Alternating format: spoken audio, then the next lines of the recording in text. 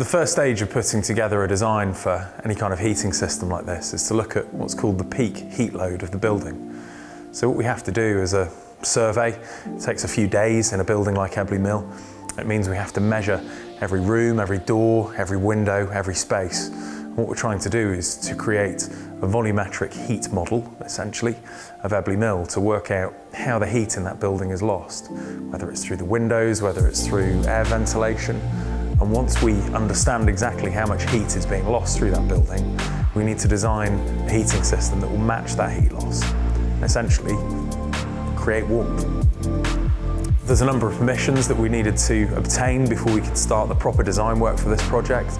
For example, Environment Agency, listed building consent, planning permission, all factors that need to be taken into account when putting together the final design. There are two main plant rooms that are providing the infrastructure to deliver the heat into Ebley Mill. One of them is the river plant room that we created in the building. It houses a large heat exchanger, and that's where, when we take the water out of the river, we pass it over this heat exchanger and extract 4 degrees out of it and pass it back into the river slightly farther down. Once we've got the heat in the river plant room, it runs to and from the main plant room where all the heat pumps are located, and that's where the compression and the refrigeration starts to get it up to 50 degrees centigrade, which means it can be passed around the building and provide heat. And it's the logical place to install the heat pumps because it allows us to get onto each of the heating zones, which in Ebley Mill is largely either by floor or by elements of the building to enable Stroud District Council to choose which parts of the building they heat at any one time.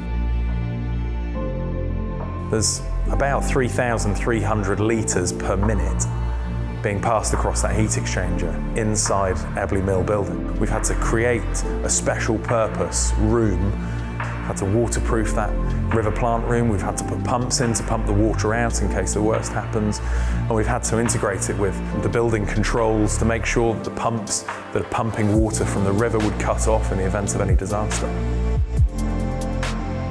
One of the first aspects of installing any plant room is making sure that you've got a suitable frame and structure to be able to house all of the pipework and all the materials that are carrying the water.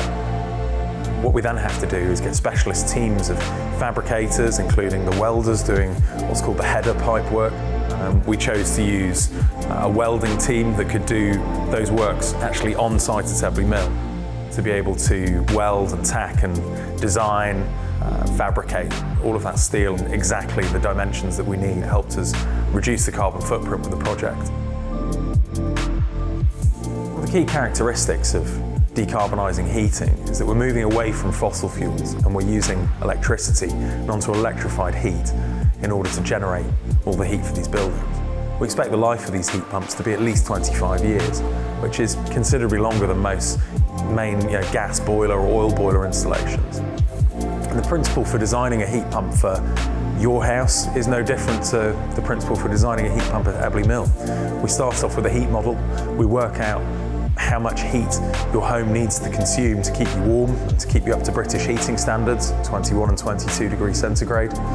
And then what we do is find a system that will match that, whether that's an air source heat pump, whether it's a ground source heat pump, or whether you live by a river and we could do a water source heat pump. The principle is exactly the same.